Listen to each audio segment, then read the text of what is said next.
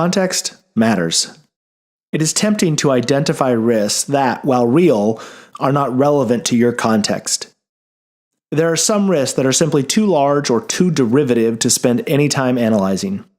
For example, a regional chain of grocery stores might initially identify changes to food labeling laws as a regulatory risk. The grocery store chain lacks the resources to comment on or influence the regulatory process. More important, as a retailer, the labeling law does not change how they sell food products. The law and changes to it certainly affect their suppliers and the food producers. In the end, they correctly decide that their context allows them to take this risk off the list. What is your organization's external context? At first glance, this might seem like a vague notion, but the external context means those outside factors which relate to your organization's objectives. To give shape to your external context, identify market forces, trends or drivers, or dependencies. There are potential market forces. You might ask the following types of questions.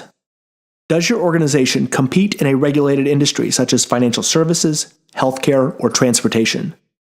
Is your industry or related business practices under political scrutiny, such as land use changes, fees and charges, or the like? Are there important technical standards that influence your assessment of legal risk? Is your organization local, regional, national, or global? Is the organization public or private? How does its ownership affect its context? Long-term trends can influence how we understand the external context for risk. Those trends should be at the appropriate level and intersect with legal risk.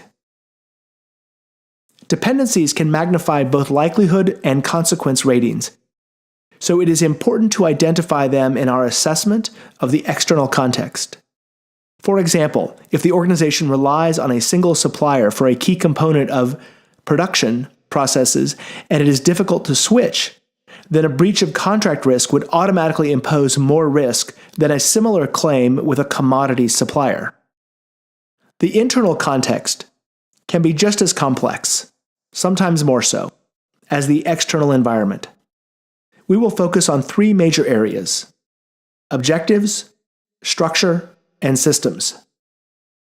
Since the definition of risk is the effect of uncertainty on objectives, we must list the organization's objectives. Recall that the organization, in quotes, might be the entire company, division, department, or team. At whatever scale, we need to identify the objectives. To the extent the organization's structure is relevant, we should include it in the discussion of the internal context. A foreign affiliate might be subject to an intellectual property claim, but the nature of the affiliate and the jurisdiction in question might mean that the risk is inherently low, whereas the same claim in our primary jurisdiction against the research and development subsidiary might have significantly graver consequences.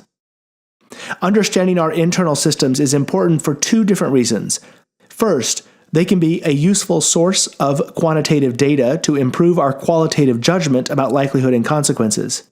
Second, our internal systems can both control and create risk.